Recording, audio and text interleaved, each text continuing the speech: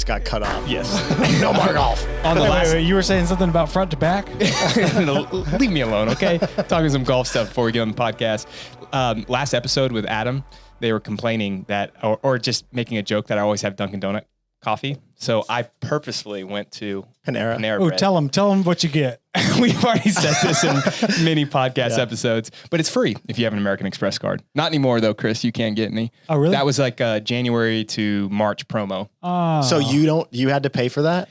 Well, so now they have kind of brought me into their Panera Bread club. You're in the family. Like Olive They're Garden. walking like, oh, Brannen Dorman, They really free did. coffee. Man, I tell you what, those companies get you because it's just like any free trial. You still put your credit card in, and then they say at the end of this 6 months, you have to pay. And the last 2 months, I forgot to cancel. And so, they charge you. Yep, Yeah, okay. exactly. Oh. So they didn't bring you into the family. They got you to be a customer. Yes. They successfly ran their business. Okay, to be You got a fair, sucker. for those in the audience that like coffee, $8.99 a month for unlimited coffee. That's a good deal, right? That is pretty good. I mean, usually this is $2.69 if you go there. And if I go and work, I may sometimes get 2 cups, which I know makes me caffeine. This is my first of a month. I was going to say, you're breaking your caffeine. Breaking the caffeine fast. We'll see if on the podcast. jitter. Now, was it because you had to be extra ready because we've deleted 2 of these already? Yeah, maybe. I was like, maybe it's the fact that I was uncaffeinated that made me suck at talking. I mean, it just feels so good. Yeah. I took 2 sips of it. My hands feel jittery already, but I don't know if that's I was gonna because I don't know if that's just because I'm nervous to talk. Oh, okay. Yeah. Do you get it's a nervous for placebo. these? Yeah, a little bit. I think especially if they didn't go well the other times. So then I'm like, all right, I got to be like, my energy gets. No pressure, no get more pressure. We can fired delete up this and one too. That's probably gonna Also, happen. Chris is the worst critic. I mean, he just blasts us, not holding anything back. Yeah. We should have a running tally of throwdowns that got canceled, podcasts that got canceled. I mean, the amount of couple episodes courses. of Barbell Shrug that we deleted, yeah, those guys probably high? feel your pain. yeah, they would. I should talk to Doug. Well, let's rewind this back and try it one more time and see how this goes. It'll be better. We just got back from the games, and this is the third episode after that. So we talked to Alexis and Adam, and we obviously wanted to bring you in because you've had experience over the last decade at the games with various athletes. But And myself. and yourself, that's right. Never forget that one. We should I'm make going to be those like shirts. the Al Bundy of Never CrossFit. forget Team 2011. Yeah. To 2010. 2010, sorry. Were you guys the only team there? Probably. Yeah, there's like we 3. got cut before the end of it. We weren't that great. But you made it. But I was there. Do you still keep up with any of them? No. Oh. I ran into one of them at my friend Dave's wedding, and we talked a little bit, but he has long since left the CrossFit space. All of them have. Oh, crazy. I've always wanted to do like a documentary on people who like legit left the sport and like Mike, don't interrupt our podcast. see Mike, who aren't even like attached at all. Yeah. I know quite a few, even from like I jumped in 2012, 13, and there are a lot of people that aren't doing it anymore. Yeah. Or just not even the sport, but like not even doing CrossFit. That's what I mean. Oh, that's Yeah, what like you're talking about. A lot that went into bodybuilding or just Like going if you to a said normal Matt gym. Fraser, they'd be like, who? Like that's the person I want to meet. Yeah. There are a lot out there. CrossFit's like the gateway drug of fitness for a lot of people. Like it gets them aware of all the things that you can do. That's a and great then way to people put start it. to specialize. Yeah. And usually that goes like this. It goes, CrossFit? Oh, I'm going to do it for a long time. Oh, it's really hard. Let me do Olympic weightlifting. Yeah. Oh, I can't do that either. Let's do powerlifting. Yeah. There's like, and some people go to endurance sports. Like it lets people find what they like. Yeah. But it is a great jumping off point. And I've also noticed that people that have, I don't mean this in a bad way, but like addictions elsewhere, good or bad, whatever, but if they try to get away from one thing, CrossFit's a great addiction to have. There's, ironically, in Delray Beach, where I first started working, they had a really good relationship with the, when you go to a rehab facility, clinic, and part of their rehab was finding exercise, and a lot of them got very, very, very into CrossFit. Yeah, one of them was on our team. Oh, yeah. No longer does CrossFit though. Powerlifter. Is he still off the drugs? I don't know. I'm not sure. Let's hope so. You're off of this. Let's get that part. No, I want to kind of rewind and talk about the entire season because you had some big things that have changed, things that are changing in the business. You had Sara come on, which I think would be an interesting story. Before we get there though, so you've been with Travis and Noah to, I don't even know how many games now, 5, 6, 7, 8 with Travis and then I think 6 with Noah. Yeah. What just in general, what were the things that you felt were different this year than previous years now with kind of the new management at the games? Did you notice anything, the way they handled the coaching, the way that they handled the programming, anything kind of off the top of your head? At the games? Yeah. Yeah. They treated coaches a lot better this year. They sat us down. They had this open discussion with us about why in the past coaches weren't really treated well, what happened, some of the legacy things, what they're trying to do to change, that they're opening lines of communication. So I think that process was really nice. It definitely seemed like there was a lot of, pressure maybe on Adrian Bosman to kind of set the tone of what the programming infrastructure is going to look like moving forward. And that meant a lot of changes. And I got a lot of thoughts about just the game's experience and how they could potentially make it better, but I won't go into depth too much on this podcast. We maybe do another podcast or a whiteboard or something, but there was definitely a programming change and style of workout change that was different than the past. And then for me, I think that, you change over the years. Like Noah's a veteran athlete, Travis is a veteran athlete, but that also puts me in a veteran coach perspective. Yeah. Like you see some people that are stepping into their coaching and they're developing their identity. Like what do they want to present to the market? Do they want to be all about winning? And, or like, are they working with one athlete, or are they building a coaching, or do they have multiple athletes? And people are kind of like starting that process, a lot of them at the highest level. But luckily I've had a decade of it. So I've kind of started to define what is it that I stand for? What is it that I want to do? What type of impact do I want to make? It was cool this year. So I have Travis and Noah that I've coached for so long, and then watching and being a small part of helping Alexis get ready for her first CrossFit Games, and watching Adam coach her, and know that I've spent a lot of time with Adam coaching him as a coach, bringing him into the discussions about what we wanted to do from an environment perspective, asking him for help with Travis or Noah's programming in the past, and him being involved with that journey, and then seeing the results and the success of that. It kind of put me into a different state of mind. Like I'm operating as a coach, but it's not the same as when I went there when I was younger, and I was thinking if I do a good job, they have to win. They have to be on the podium. I have just a whole different context for me personally of what it means to be a good coach in the space. So that was just a radically different way to experience the CrossFit Games, just in a much less stressed way, less outcome focused, more like, okay, what's my job? What's my responsibilities? How can I do it well? Trying to evaluate the sport from a bigger picture perspective to give feedback so we can change it. And knowing Travis and Noah are really good still. And who knows how many years that means that they can still operate at that level, but that they're on the tail end of it. You can see from just the age group of the females and the males that that's coming to an end. So I tried to take it all in. I tried to just really enjoy the process and realize, hey, my role moving forward might be different. I spent so much one-on-one time with Travis and Noah over the course of my life as a coach.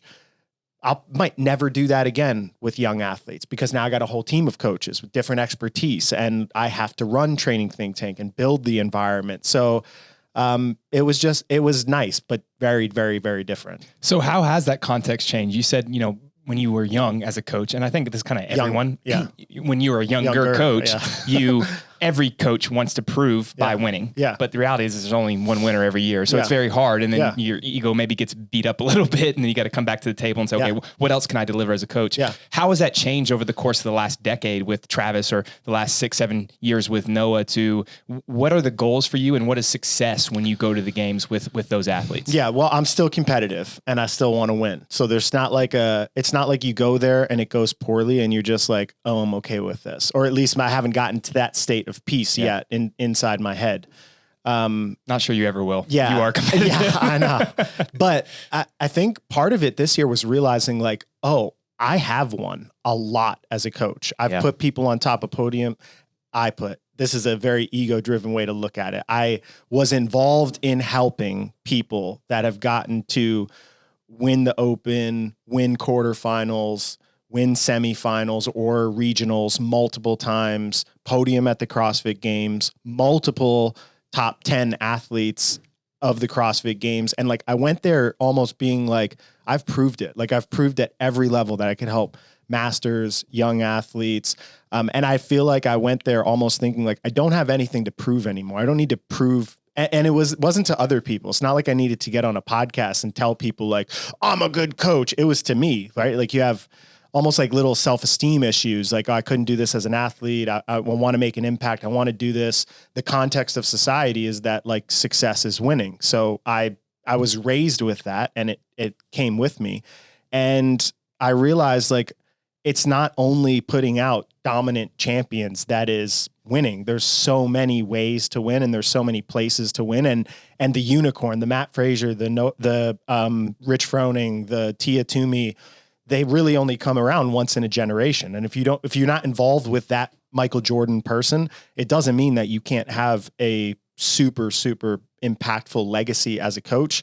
So I kind of am operating from the perspective, like if I find that person and cultivate them over time, cool, because it would be cool to experience that and cool to put philosophies of longevity and trying to help them develop their personality through a rise in fame. Like that's a tough thing that people don't always talk about when it comes to winning, is that the growth of your life with success is hard. People are coming at you for so many different reasons. You got a ton of responsibilities.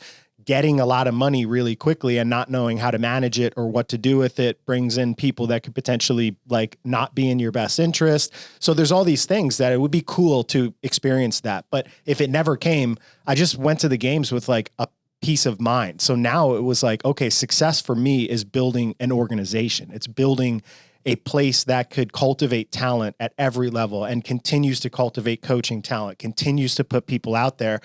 And I feel like it didn't really matter what happened at the games. I felt like I was succeeding on that front relative to where we were in the past couple of years. So I don't know, maybe this games was almost like ironically, it wasn't a great performance, especially on the leaderboard for either Noah or Travis. I think both of them didn't meet their expectations of performance. I don't think they blame that on their training and getting them to that point, because they were both healthy, ready to go, in a good headspace. And they both had some things in the off season that I think made it difficult to have like the best training year to be prepared for the CrossFit Games, but they did really well as people that are over 30. They beat, Noah was almost in the final heat. Travis beat half the field as a dude with 4 dads. It's like still good. 4 kids. 4 kids. He's got 4 dads. Struggle, man. They're all mean to him. Yeah. It is wild when you see those pictures of Noah like young and like being like, oh yeah, like he has been around for a long time. It just kind of slips your mind. Well, he's got such a youthful personality, right? And he's very energetic. He's still really high energy.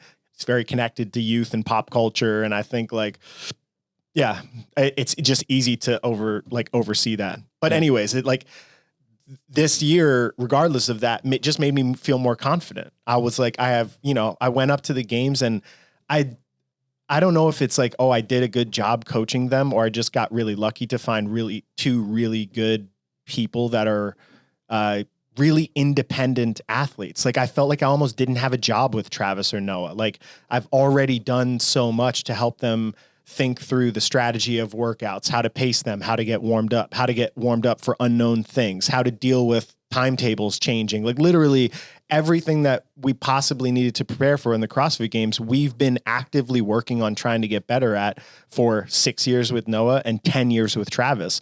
So now they're so veteran that like, I really feel like I'm kind of more moral support there, or reminder support. Like, like they start to slip, and it's, little things like you're not in the heat of the battle. You're not in the hunt for the podium. And like, it's hard to get, if you're somebody very competitive, it's hard to get your fire when you were there to take third or second or win, and you're in a fight to try to get into the final heat. And sometimes people just need a little reminder, like, oh yeah, well, 12th might not feel that good, but you know what feels worse than 12th, 13th and 14th and 15th and 21st. And like, it just continues to spiral if you're not staying in the aggressive hunt. So I feel like there are some jobs, but they've changed over time because we've worked so much on them being independent and them not needing me. And them, I'm not the type of coach that stands around and puts weights on and calculates everything and writes it down. And that level of attention to detail, I feel like happens in training, so that hopefully when we go to those experiences, they can handle themselves. Yeah. I mean, at the end of the day, they're the ones doing the work. So they have to be independent enough to be able to handle it out there under pressure. Yeah. I think that there's probably a good balance, especially with young athletes. The coach maybe needs to do a little bit more of that and help them. But the goal, in my opinion, of a coach should be to almost grow them out of the need for a coach in that way. Yeah. I do think that having someone in your corner to help you kind of the way you're talking about it makes sense. And then obviously for training in the off season makes a lot of sense, but you shouldn't have to rely or need someone to tell you exactly how to pace certain things, especially after 10 years or 8 years, 6 years, however long it's been for these other guys. Yeah, it would be, I don't know, it'd be interesting if it was like a 5K row or something like pretty straightforward and they came up to me and they're like, what pace should I hold? Like that would be a weird, but I do know that happens, and it does happen with people that are, if you have the same coach that does have that level of attention to detail, they are outsourcing their thinking, right? Like they are the doer and their coach is the thinker. So this is kind of circles back to being a veteran in the sport. When I first started coaching, especially with Travis, I think that's how we operated. Like I tried to be the analytical planner and Travis was the savage doer. And then we would evaluate what happened and be like, this is what we need to do to get better. And we would go out and fix it and try to keep getting it better. But then you realize you get to the CrossFit Games in the early days and your coach is basically like kicked to the curb. You're not allowed to be anywhere around them. You can't go to the warm-up areas. They're completely on their own. So building autonomy and building independent thinking was literally one of my jobs to help prepare him for the CrossFit Games. Now coaches are treated a little bit different and they can get into access to certain areas. So it's like, okay, well now is independent thinking as important. Our coach is going to be more valued where we can like be like in a Formula One race or a NASCAR race, you have the drivers who are the stars of the show, but the drivers couldn't do shit without the mechanics, the people pacing them, the people that are taking data and being like, hey, this person's 2 seconds behind you, you're gaining a tenth of a second, and they're giving them all of this information to help them optimize. I think a CrossFit athlete is the same thing. They couldn't do what they did without physical therapists, coaches, nutritionists, mental performance coaches. Like there's a team of people that get supported that help support those athletes. But in the actual competitive environment of the CrossFit Games, a lot of those support people are kind of pulled out. So it's interesting because if we go the route where like maybe in the future there's an area where coaches can be like on the competition floor where the athlete could actually hear you, then I think y'all are going to have to wear polos and they're going to have to be tucked in and you're going to have a clipboard. Oh, that'd be awesome. I would with a whistle. That. Yeah. Yeah. With a whistle. That doesn't work. Yeah. So it's interesting to think like the way the sport goes is going to influence how I think. But this year specifically, it was just pretty cool that I was like, I don't know, I felt like I was hanging out as a fan more than like fully invested in coaching because I'm also like friends with Travis and Noah. So like the responsibility of their performance going poorly or well it's on them. Like both of them know at this point, like, hey, we're like, you could take last place and I'll still love you. You could take first place and I'll still love you the same. Like nothing's going to change. I don't have any expectations. I feel, especially with Trav, we've talked about this before. I put unfair expectations on him as a coach. Like I am so competitive almost to the point, ironically, where I think it might be unhealthy. Sorry. And I feel like that was unnecessary pressure in his earlier days that he didn't need from me. Like athletes put enough pressure on themselves. You don't need a coach that's like, you got to do this. You got to perform. That was fucking shitty. But that's just how I was. And so, now we've worked through so much of that stuff and built a real relationship where I took responsibility for that. We changed our communication style, like almost like we went to therapy together to optimize his ability to perform on game day, which was partially caused by how I coached him in the earlier days, which was how I was coached when I was young. And you kind of bring these like toxic patterns on, and now I'm breaking them and figuring out, okay, well, how could I be better? How could I be better with the next generation? How do I manipulate people's self-talk in a positive way? So it's, I don't know. It's just cool. Like it's learning new things. It's thinking of coaching as it's almost like not like a level up. Like I'm definitely better than I was before, but there's an evolution that takes place in what you think of coaching as. Like you talked about you learn certain things from the way that you were coached. And it makes me, not to come to too much of an emotional side of things, but it is kind of like parenting too, right? It is. Like you learn certain things from your parents, good or bad. Yeah. And then you start doing those to your own kids. Like I've experienced that, especially recently as they grow up. And I'm like, whoa, I just sound like my dad. And no offense to my dad, I don't want to be like that. You know what I mean? Like, so you got to like correct that and then figure out your own path. Yeah. You take the good things and then you throw away the bad things in the same way. Like we learn certain coaching styles, we do things a certain way. And if we become too dogmatic, then I think that can be a dangerous path forward for us as coaches and obviously for our athletes. So it's cool that you're making that you continue to develop, even though you've been doing this for so long. Well, the development, I was just thinking, a couple things. The book in my chapter about professional coaching. The chapter in your book. The chapter in my book. The book in my chapter. He's dyslexic. I have multiple books in my chapters. I have too much caffeine in my brain. Spoiler alert, you're writing a book? Yes, I am. We talked about that. Yeah, we have. But these could be new people that have. Yeah. Well, I'm writing a book. And part of the professional coaching is tying in parenting, because I feel like when you're coaching an athlete, you're also, if they're super young, you're coaching their parent. If you're not, you're dealing with the coaching that their parent gave them, which oftentimes, like, say somebody gave birth to the golden goose and the golden goose was coming up and the golden goose becomes a champion. You could think of, well, all of these things that I did as a parent were right because they're winning and they have success. Right. But oftentimes they could be things that have undermined their self-esteem or made them not like themselves or given them so much anxiety that they need training as a coping mechanism. And those things oftentimes don't last, especially when you actually do attain success, because, there's so many stories about people attaining success and then feeling like it's empty. And it doesn't mean don't strive for it, but I do think it means that you need somebody on your team or in your corner that is helping you understand where these issues came from, how to deal with them. Now that you're in that situation, what do you do? Do you still have the passion for continuing to do it? So I think of coaching so much more as building relationships with people, and coaching elite athletes is just building relationships with people who are potentially going to become famous and have very hard lives. Yeah. So it's like the coaching relationship has become a sociological discussion in my head, even though my gifts or my knowledge base is so driven in technique and rep pacing and food and nutrition and all these nuts and bolts.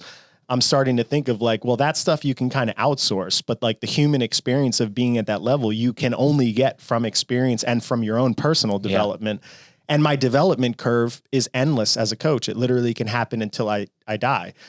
As an athlete, your development curve, especially if you're trying to be a world-class athlete, it has an end. You can peak and you can lie to yourself and you can convince yourself, well, I can keep getting better, or I can keep doing this. But if you're talking about just peak power, peak strength, peak ability to tolerate volume, everybody has kind of this trajectory where then you have to start to change the goalpost. You're okay, well, I want to move better, or I want to be able to do this for longer. But if it's talking about that peak, you can only get there up until a certain age. But as a coach, you can drive that peak up until you're 60, 70. So it was cool to go to the CrossFit Games and just think in that capacity. Yeah. I got a question about, you said athletes having to deal with fame. Yeah. Have you had to, you're not like a Ben Bergeron where everybody in the world knows your name yet, or maybe ever. Yeah. But you've got some level of it now that we've been doing this for a while. Has that impacted your coaching at all? I don't know if it's impacted my coaching. It's definitely impacted my experience. We were walking through the athlete tunnel and on the way back. So try to give you people that aren't there. You're in the Coliseum, and underneath the Coliseum, there's a little warm up area that athletes warm up in, and then they walk out like you would go to a normal arena. From that warm up area, there's a back, a tunnel that takes you out of the arena, not through where the spectators walk. You go up, there's a private section that goes through the beer garden. It goes up and over the entrance, and then it goes into a blocked up area that you can get back to the warm-up area. Essentially, it's set up so that athletes don't get mobbed by fans in between workouts, because it started to get bad a couple years ago where athletes would people would be grabbing them or wanting to take pictures. So they started to create some separation. So I've been walking with the athletes, and now people will be like, "Oh, Max," and you can even though there's athletes walking by who are getting most of the attention, I started to hear that stuff a little bit more. And if I go through the vendor area, somebody might grab me and take a picture. That's just weird for me. I think I'm also like, I'm not antisocial, but I'm specifically social. Like when I'm in the CrossFit Games or at the CrossFit Games, my whole mind is wrapped around the people that I'm coaching and trying to make sure that my energy is managed and I'm in the right places at the right times. And so sometimes I can see that as almost being like an annoyance. Like it can put me in a bad state of mind, which I don't necessarily like. Yeah, people kept coming up to me like, "Where's Max? Where's Max? Is he even here?" Yeah, which you must have done a good job staying hidden. Yeah, I did this year. This year too, I was like mostly in the warm up areas. I watched the media at the CrossFit Games because I wanted to take some feedback for the CrossFit Games on just like growth of the sport, how it was shown.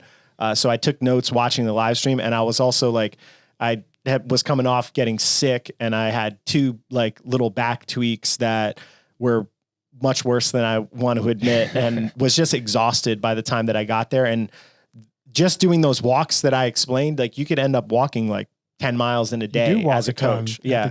I don't keep one of those trackers, but yeah. Did you? I think I looked down on one day and it was like 11K. 11K of walking. Yeah. Yeah. I mean, that's a lot. So that's over 6 miles of total walking. And I was trying to conserve my energy for that. So I basically was like, I'm not going to walk out into the stands, stand in the heat, barely able to see. Yeah. Barely able to see because like in North Park, it's not like they have an area for coaches. So they're like, oh, we're going to usher you out there. And then they usher you out into a mob of people. And I'm like, well, I can't see anything. Yeah, so what's the point? Watching the Jumbotron and your people are never on there. I know. Yeah. So, that's another conversation for another thing. I think they need to make the fan experience better. And I'm going to try to think about how to do that. Speaking of fans, I feel like you said you're antisocial, but I've seen when you bump into a quote fan or whatever, you're always very friendly. Oh yeah, for sure. Yeah. And I think it's not like you're like a dick. No. I'm not going to get out of my face. Don't watch my content.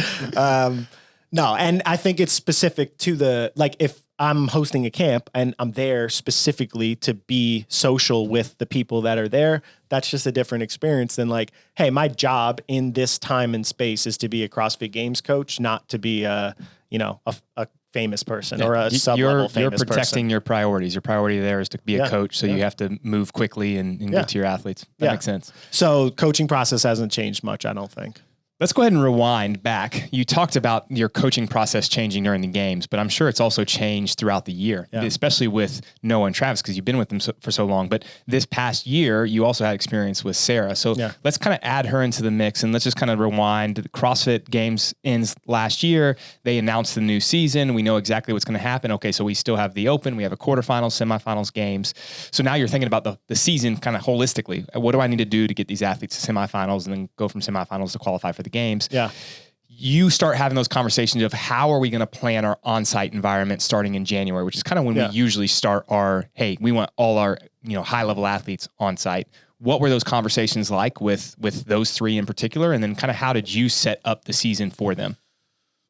Okay. So, let's set the stage so Sara had tore her ACL right before the previous season. Yep. And she wasn't at that time. She wasn't in like an optimal performance state in general. We're trying to figure out how to manage volume. She was having some pain in the knee, in the knees specifically, both knees, and we were trying to figure out like, what's this season look like? Do we do this season? Then she tears her ACL, and then her whole training at that point was rehab, and she is the type of person that is very determined and has very specific visions for the outcomes that she wants her season to be. And she had conversations with her surgeon and her PTs, and she wanted to make her comeback for Dubai. They said that it was possible.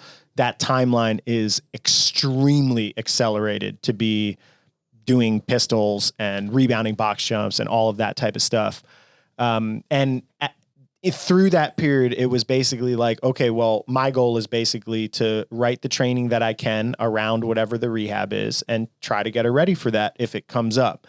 So she wasn't really a part of the discussion of thinking of an on-site environment for, all the way through November, December. Noah was beat up really bad after last year's CrossFit Games. Yeah. I think the season itself there was a specific moment. He's posted about it on his Instagram, so it's not like I'm sharing something that shouldn't be shared, but we were in a normal training session.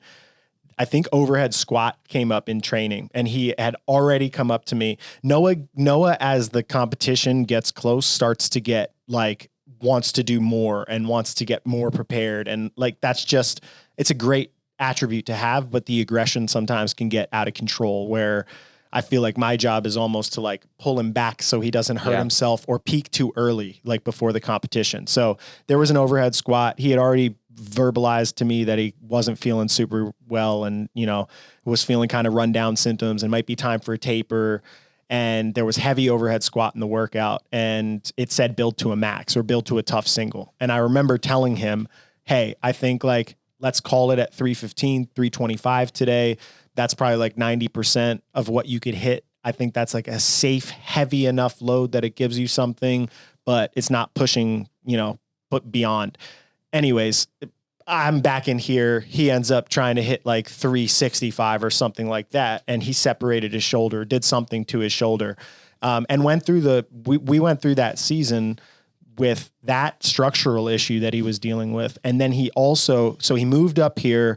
Joanne couldn't move, which left him in a weird situation without his life partner. And Noah is like, that's very important for Noah to feel grounded in that relationship. I think some people could like go away for 2 months and just be on Skype calls and be okay with that.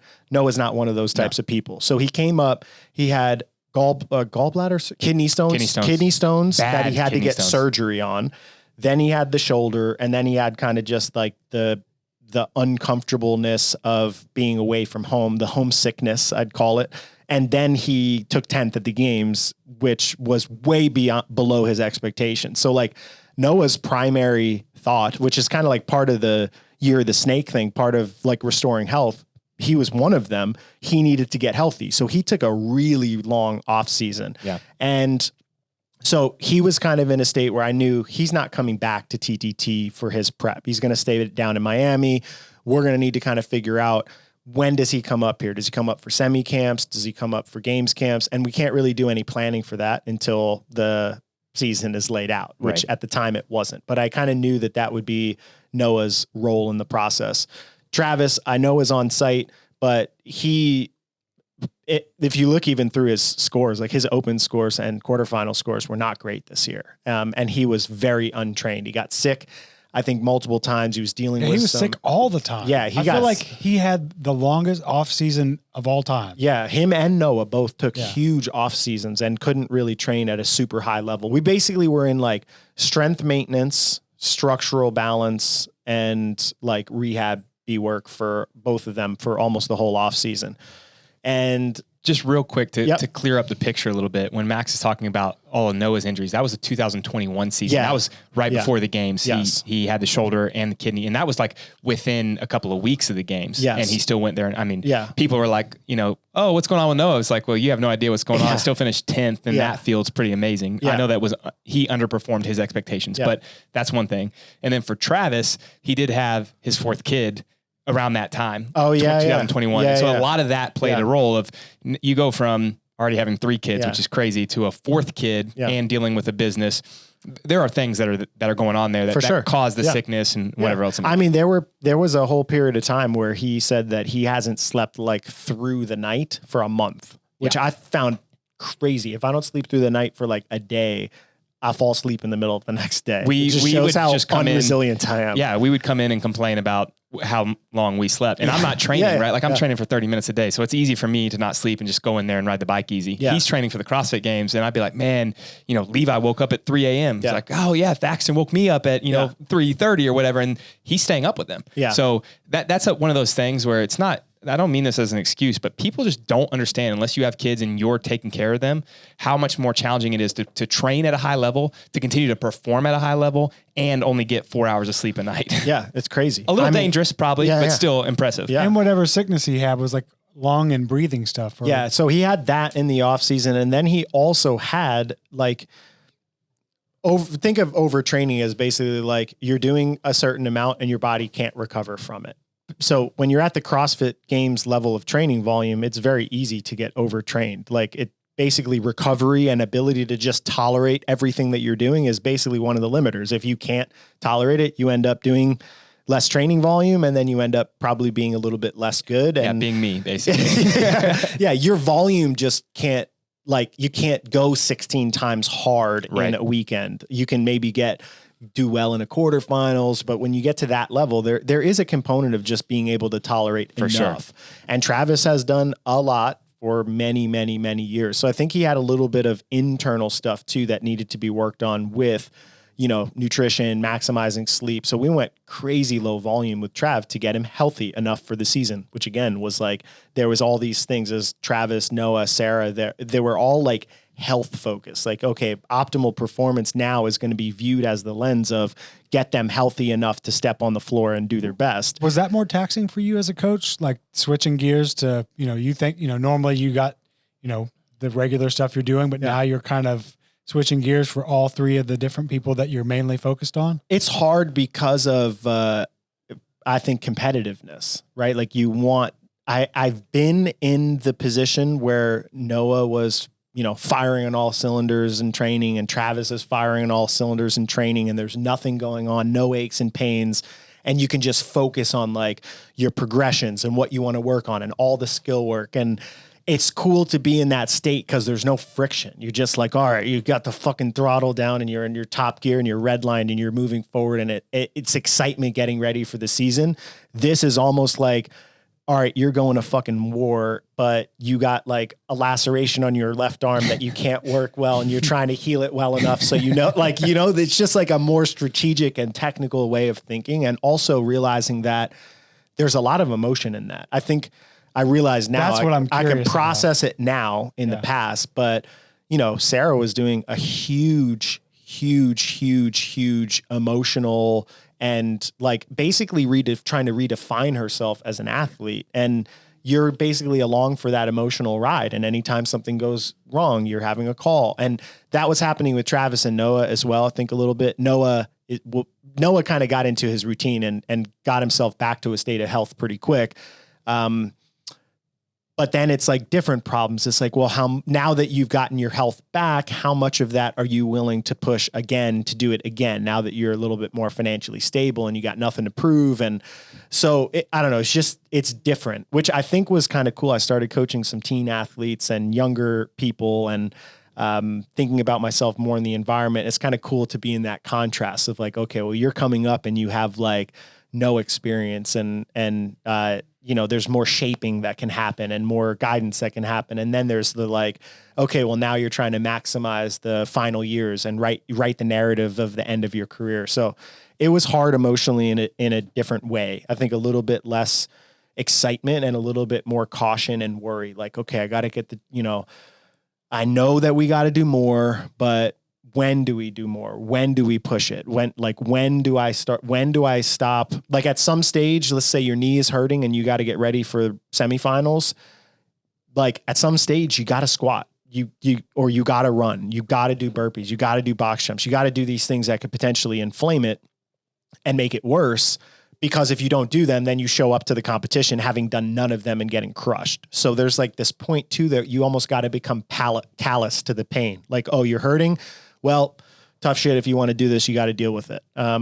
So I don't know. That's hard for me. I don't like to be the person I'd much rather be in a position as a coach to be pulling the reins on somebody back that wants to and can tolerate more than being like, we're riding the limit of what you can tolerate to prepare for it.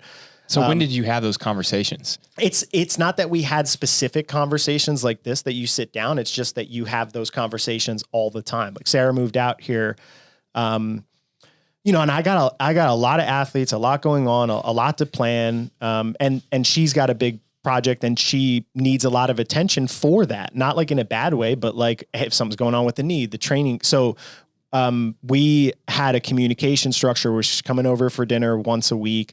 I see her in the gym probably 3 to 5 days a week, and just get a gauge on how everything's going. Sometimes there's questions about something that's going on. Sometimes it's something's inflamed and we need to make adjustments. Sometimes just based on who she is, she wouldn't communicate those for a couple days until they got bad. And then we're almost doing like triage on the situation. So it's just like, it's a constant conversation that's happening with Travis. So I laid the context of kind of where he was by the time the open starts. He does quarterfinals, and then we'd already kind of laid the foundation of getting him healthy. And then he's like, all right, now I'm ready to push. And the environment was then built and ready to start training. So Travis kind of shifted into the state of like being ready for competition. And then those conversations kind of just stopped happening because he just felt good. He got into a rhythm. He had already gotten healthy. We knew what we were going to do to deal with any tendonitis-based issues. We knew there was nothing structurally wrong with him. So it kind of put us at ease. Noah was in a good state, but he didn't really start training until that time. He kind of like, he was training, but there's just a different level of focus if you're like, hey, I'm training to win the games, and like, hey, I'm getting ready for the open. Like those two things. When would you say that Noah really started kicking it into gear? Was that before the open, or is that like going into quarterfinals? I think it was actually after quarterfinals. Which and is I would insane say, because I know that he got a penalty, but he won the GHD pistol workout and then got the penalties without much training. It's crazy how good he is. I mean, I think something you always got to take into consideration, and like, you got to listen to CrossFit. What's a pundit? Is it just somebody who talks about something? I think so. Okay. I was going to say the CrossFit pundits, but you hear them saying let's call it that. Yeah, programming doesn't matter. The best are going to win. And I'm like, it matters a lot. And the programming of the workouts. Yes. And the workouts that happen in the gym, the classic CrossFit stuff. If there was like a CrossFit Games that was all inside of the box, Noah would be a very hard person to beat in that situation. His movement speed is really fast. He squats, hinges. He does all the basic movements at a really, really high level at high speed. And great endurance. And loves it. And he's got great muscles, like stamina to deal with a ton of reps. So like the workouts in quarterfinals, I think were suited really well to him. He did that so this is a weird thing. It's like success. It's like early success in the season.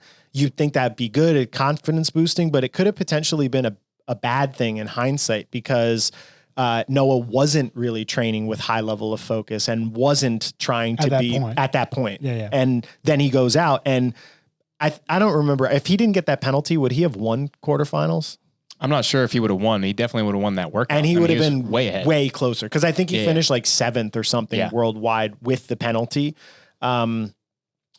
And then it's like, well, do I need to do more? But the CrossFit Games is a different beast. The different styles of tests, there are different types of strength that are tested and different movements that are tested. They're not as linear.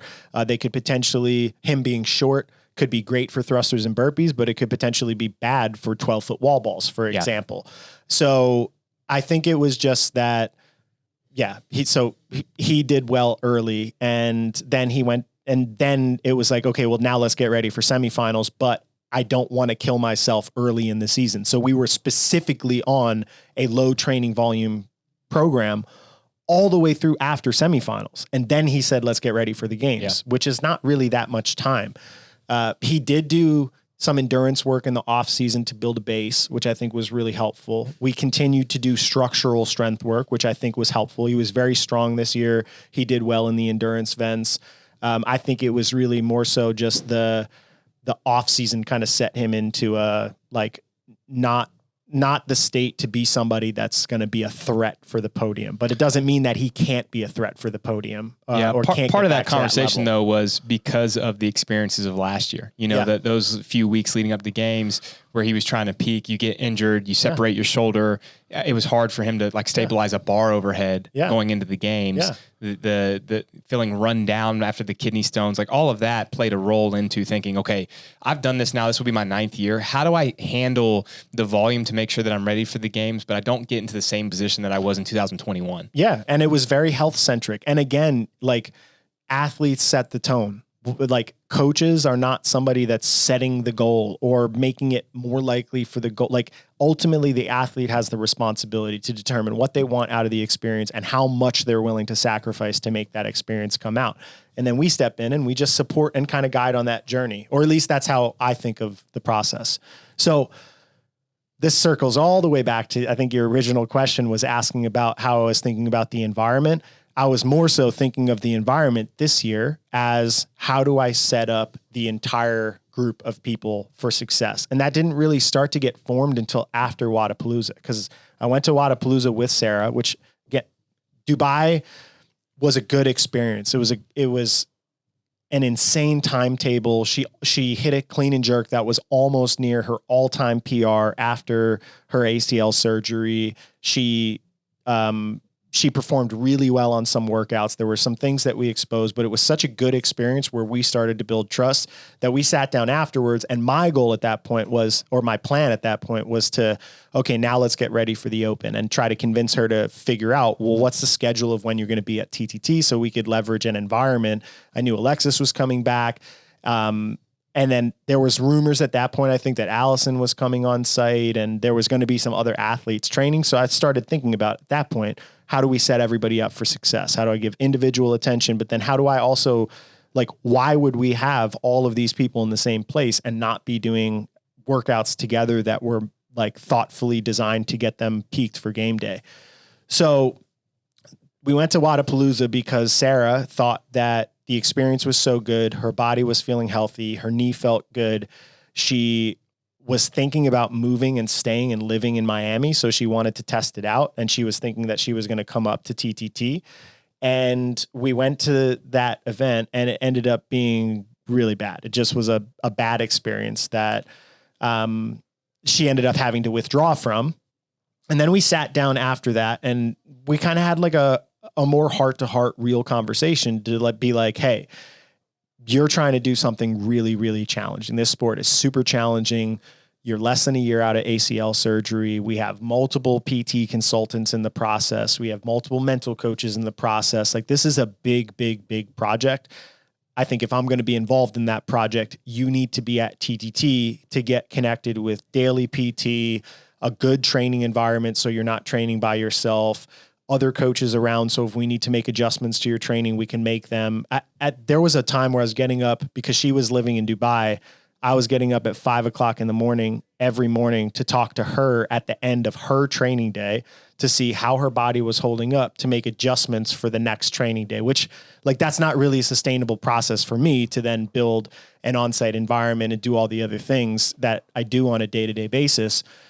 And so we kind of made the decision that she was going to move here, or she made the decision. She came out, she visited, she went to a camp. She's thought that it could be a good place for her to train this season. And then when she came, then it was like, okay, now how do we set everybody up for success? And that was a huge project this year. It was cool. I think in hindsight, I think that happening was one of the best things ever to happen for Alexis, to be honest. I think training with somebody at that level that's that competitive on a day-to-day basis and realizing what it takes to be world-class in the sport and realizing that she can keep up with people that are world-class in the sport, because Sara carries a big name and has been on the podium at the CrossFit Games multiple times. And even if her fitness at that time wasn't in her peak, like, performance, I think that the aura of that to a young athlete like Alexis was it was a good push. For Sara, it got her back to an elite level where she was fucking really competitive at semifinals. I mean, it was tough. It was challenging. It was tough for her to see it, if she was losing workouts, but she was also beating Alexis. We knew Alexis inside of TTT. We knew Alexis was already world-class and was already capable. She didn't qualify last year, but she took 6th. She was really close. She beat some of the best athletes in the world. She got second at semis or quarterfinals. Yeah. So like her semifinal, if she had just known the leaderboard, she probably would have beat Haley. Yeah. So we knew that Alexis was really good. So they were basically trading workouts. Back and forth. And if Alexis was winning, like, she went kind of like on a win streak for a couple of weeks, Sara on 9 out of 10 of those workouts was literally right behind her. There were a couple gymnastics things that obviously, like, Alexis won a gymnastics workout at the CrossFit Games. It just indicates, like, her gymnastics are next level. There were a couple of those workouts where she separated from Sara, but on the whole, we were looking at as almost confidence boosters. For Sara, I'm not sure if she took it that way, but in that period of time, she got here and she couldn't do a pistol. And then by quarterfinals, she finished top 10 in the world on the workout that had pistols in it and had 100 of them. That's huge. Yeah. And there were there were things that came out in the quarterfinals that we were just starting to train again. Yeah. And I was like, look, I think she finished 7th in the world in quarterfinals. within her semifinal, I think she was third. She was behind, I think, Gabby Magala and Laura Horvath. But the Matilda Garns, Lucy Campbell, and Karen Freyova were the other three that qualified from that semifinal, were like all close to where Sara was, and they were all really good athletes. But that preparation got Sara like really competitive. She won a workout on the stage. She stayed in it the whole time. And then she ended up not making it and taking sixth, which was kind of like, it was kind of a heartbreaking way to start the real competitive season. I'm sure for her, but also for me, we put a lot of time and a lot of energy and a lot of work into trying to figure out what could potentially give her a good experience and get her back to loving doing this and get her body healthy. And we knew it was a huge project, and it was almost like we got to the summit of the mountain of writing a storybook, and then like an avalanche happened and you're sucked back down to reality, that was, I think, just a hard way to do it. How did you handle that whole weekend? Like at the end of it, you guys are close the entire time. There were times where it looked like, oh, she's solid. She's going to make it. And then obviously that last workout happened and she knows that she's not. Where are you at emotionally? And then what were the conversations like with Sara directly after that? Yeah. I mean, my relationship with Sara is very different from my relationship with Trav and Noah, and the conversations that we have. I mean, I've known the guys for a lot longer. Coaching a guy as a guy is different, I think, than coaching a girl as a male.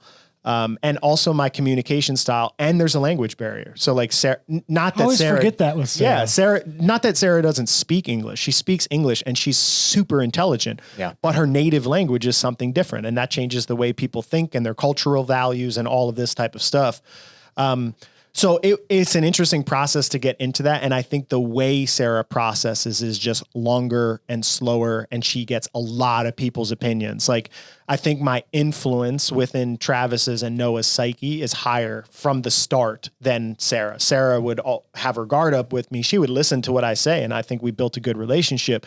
But there was a filtering process that potentially went through, like, I would give her information. She would process it. She would think about it. She would write it. She would maybe talk to her mental performance coach. She would talk to Snorri, her agent. Like, she has all these people that she trusts in her life, probably more than she trusts me. And our process at that point in terms of coach athlete was trying to build trust and trying to prove that I could help. Or is that just part of like, y'all are just starting? Yeah. I feel like over time, Travis trusts you now because isn't there yet. Yeah. Right. I don't think you ever start a relationship on day one. But also, like, the process that we had went through was also challenging. I mean, I was coaching her when she tore her ACL. We had conversation before that, literally a week before that, was because the Open was coming up. And I was like, look, we've been working together. I started with her in mid-November. So we had November 2020? November 2020. Yeah. Yeah. November 2020, we started working together. We tried first a high volume training program where she did 3 sessions a day, but there was a lot of structural accessory work. And the major priorities were trying to improve her squat position, because her squat had started to get a little bit deteriorated from the initial position from working around pain, and then improve her running. So we tried to do this. And that was like how she was judging whether or not I was going to be a good coach. What we figured out over the course of that first couple of weeks is that, like, the communication was really challenging at her from a distance. She's not on her computer a lot. She like trains, and she's got a big social life over there, which makes it hard to coach from across the freaking world. So we tried to slowly work on our communication, work on lowering the volume. And I'm bringing in ideas that are very different to how she got to her highest level of success. So it's a lot of change, and it's a lot of trust that needs to go into it. And then right before the injury, I actually had a discussion with her, like, hey, it might make sense to sit out this season. Like, let's get you all the way back to health. Let's not go into the season starting it out already in a state where you're like not ready to compete. She didn't agree with that. And nor would most athletes. I know, no, for sure. Right? And it was just a conversation. It wasn't like, do this. It was just, hey, this might be a way to potentially go about it. But that's you could hard. think about all the stories of high level athletes, especially champions in the sport, that just keep pushing. I mean, Tiger comes to mind, and how many times he's had so many back surgeries because he kept pushing when he probably shouldn't have. Yeah. Or that they won championship. Like he won a championship on a broken leg. Right. And, there's wrestlers that have won national championships without knees. So it's not like, or without ACLs, they have knees. Stone cold. The knee is gone with shaky knees. Yeah. So that happened. And then there was a month-long, communication break when she just kind of rested and then got the surgery. And then we got back into it. And then my role was pretty small at that period of time because the PTs were writing a lot of stuff. So like we hadn't really had time to build like the good memories and the good relationships and the good successes. And then Dubai was really good. We turned around and Wodapalooza was really bad. And then we got here and I thought the open quarterfinals was really successful. I thought training went really well. I thought she progressed a lot, but as somebody who's super competitive, if it doesn't go well, then like it could potentially have been a failure in her eyes. Well, that's also the challenge with a high level athlete. She has experienced success in all different avenues. And because of that, even if you don't mean to, you always will compare it to the top tier of success that you've had. Yep. And so, you talk about, she couldn't do a pistol. I remember watching her do, banded pistol work to try to get into depth. Yeah. And then, a month later, she's doing 90 in that workout and finishing whatever top 10 in the world. That is crazy progress. But for athletes, sometimes it's really hard to be able to almost realize that, because it's like, well, I used to be able to do hundreds and not even get sore. Yeah. So I mean, we had like a conversation afterwards, kind of like a debrief, and I am open. Like, what could I do better? What didn't go well? What went well? Like literally, it's just the learning process that we talked about. Yeah, after the season. And that process that happened, like she went back to Iceland and like took some time off, and there's a lot of space that happens in between those conversations. But it's funny because our perspective of improvement is so different. Like little things like, oh, you wanted to get better at X. We ran these progressions on X. You PR'd this. And then her perspective of it is that those things didn't get better on some small variables. And I'm like, oh man, that's really interesting. Like, I wonder if I need to do like a monthly report on, hey, these were your priorities. This is what we worked on. This is the number of reps that you did on them. This is what your progress looked on that. But I don't know, that process with her, and I just reinforced how important athlete self-belief is, that whatever they're doing is the best thing that's going to set them up for success, and that they succeed no matter what. I feel like if people have that type of doubt or skepticism, or they're seeing things that they potentially don't like to see, that stuff can actually impact performance on game day and confidence on game day, and learning how to construct that in people and learning what types of people I could potentially lean on in the mental health world. All of this stuff is like, it's almost like the next chapter of figuring out, which that project with Sara was instrumental in pushing me to try to become better at that and better at understanding it. But her experience was so different than Travis and Noah. And then that also meant, okay, now in the middle of when Alexis qualified that weekend, and our big goal was to have Travis or Sara and Alexis come back to TTT and start training together for the games. Like that was the dream outcome that we were working towards, or at least I don't know if she cared whether or not Alexis made it, or if Alexis cared whether or not Sara made it, but I think they were living together. All of the coaches were like, we were encouraging that to be the process. And I think that would have been a great training atmosphere to get them ready. Then it was like, damn, Sara didn't qualify. Alexis did qualify. Travis doesn't compete for another 2 weeks. Noah's not living here. What do we do? How do we set? And we had to do Last Chance. Yeah. And then Last Chance came in. So this season was hard, man. Yeah. It was hard emotionally. It was hard organizationally. I took on a lot of responsibility. I'm not the best, I don't think, at asking for help, or maybe I wasn't ready to ask for help because people already had their responsibilities. And I felt like I took this on, like I need to be the one responsible for trying to set it up for success. So it was a lot of driving to places, bringing equipment from one place to another, really late nights. So it was a big physical and mental challenge. Yeah. Just for the listeners, it's not like all you do is coach. Yeah. No. Yeah. That's what we're talking about. So it's like all the other shit you got to do to run the actual business. Yeah. Which is deep. It's hard. Yeah. Like there's a lot of time that goes into it. There's a lot of creative thought that goes into it. There's a lot of thinking about, okay, if we want to be this organization that can set an athlete like, Alexis or Sara or Travis up for success, and not just set them up for success, but set them up for all to have independent success while operating in the same space. There's a lot of personalities to manage. How much space do we need? How much equipment do we need? How many coaches do we need that are taking scores and data? Like it was a lot of stuff. Yeah. And it would be much easier if you just gave them a program and said, you guys figure it out, right? Yeah. Oh, go, your mountain biking day, but you got to rent them. You got to figure it out. Yeah. You got to drive yourself, all of that. Whereas, you are the admin with a lot of that stuff too, which makes it more time consuming for you as a coach and a business owner to do all of that. But I mean, obviously you've learned over time how to handle that. And even though it's tough, you still handled it well. Yeah. So we get to the games.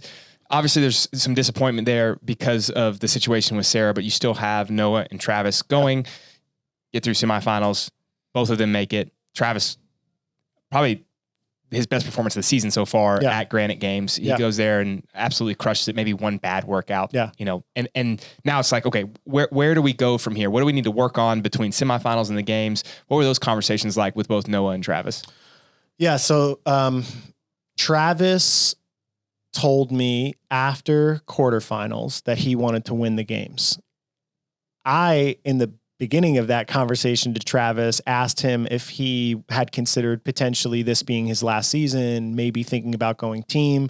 I just saw what he did in quarterfinals, and I was like, I don't know if you can keep up with the best in the world anymore. Not because you don't have the talent, but it's just like, do you have the fire to do it? Do you have the time to do it? And Travis spent... Did you say that to him? I did. And is that why he came out like a bat out of hell? Maybe. It's possible. I mean, we've had some hard conversations that I think have spurred him to get aggressive and prove me wrong. But he did prove me wrong. I mean, in training leading up to semifinals, he literally changed. Changed. Like it was literally like watching a different version of Travis that I hadn't seen in years or maybe ever. I'd never seen it since I've been here. Not to say he was bad. It's not like a knock on, but it was like, what am I looking at right now? And this is just token media guy who knows nothing. It was noticeable. Every session, every single session, he brought his best, and best in terms of warm up, cool down, technique, just everything. And making mindful decisions about adjusting the training. He literally transformed and got to the point that he went to semifinals. He was in the hunt. He was in almost a qualifying spot the whole time. He crushed the first workout, was the thruster handstand walk, which I didn't expect. He did really well in the second one. I think the third workout was it was the fourth workout. So he did well in the third workout. The fourth workout was kind of like, oh God, we thought he was going to win this, and it wasn't the good. one that we thought he'd win. Yeah. Which one was that? The wall ball, the mashup one. Yeah, wall ball, double unders. Just a bunch of no reps. Yeah. I mean, you make mistakes, right? And especially when you expect to do really well, sometimes you go out too hot and blow up. Then he crushed workout number 5. He was pretty much in a qualifying spot in the last workout, and his last workout, he took second, I think, and solidified his spot. And he looked great. And he could have been way better. He got second overall. Phil Toon, he took third, I think, because Phil We Toon, don't count the cheating. But that dude at the time was putting up scores that were near the top in the world. And he's this 24-year-old up-and-coming athlete that people are talking about. Brent beat him. Brent had been on the podium multiple times at the games and generally was a contender. So we looked, and I was like, all right, he's not that far off. It might be kind of a stretch to think he's going to win the games if his best ever is 10th, but I've also never seen him train like that. He was doing everything with regards to mental approach, cool, literally just everything, processing everything. I got to say, it was kind of disappointing for me because he was my golf partner. Yeah, that's true. He was just like, hey, look, I can't play anymore. Yeah. You knew he was serious. He took it seriously. Yeah. Noah put the reins in my hands more. It was like, what do I need to do to prepare? And we know he gave me some parameters. One, that he wanted to continue his running and endurance protocols because he's been to the games before and that not felt good. And he doesn't like how that feels. Right. I told him that I thought his strength levels, especially with the snatch, we needed to try to drive up, which in hindsight didn't really matter because it wasn't tested, but his confidence is different when he's strong. And we know that he's expressed it multiple times and he can get really strong. So trying to figure out the balance to do that. He was very mindful of trying not to grind himself down. Hold on, can I backtrack you real quick? You said his confidence is really good. High when he's strong. When he's strong. Yeah. So that leads me to think that there's like a balance, like you're weighing getting him stronger versus something else. What is that? It's not getting him stronger versus something else. It's how much strength work can somebody tolerate while doing all of the CrossFit Games stuff. Yeah. And then the potentially putting the strength work in the Metcons. Like sometimes I would like that workout that came out that had the heavy yoke with the front squats, with the deadlifts, then the front squats, then the heavy yoke. That's like a strength capacity type test. Those things can beat people down and make it hard to keep your strength levels up. So you're kind of figuring out everyone's going to be doing some strength work getting ready for the CrossFit Games, but is it like linear and designed to make them stronger, or is it giving them exposure to that chaotic shit that could potentially come out in a 4-time setting? And generally, if you do a lot of the second, you might bring their maxes down by like 10 or 15 pounds leading into the games.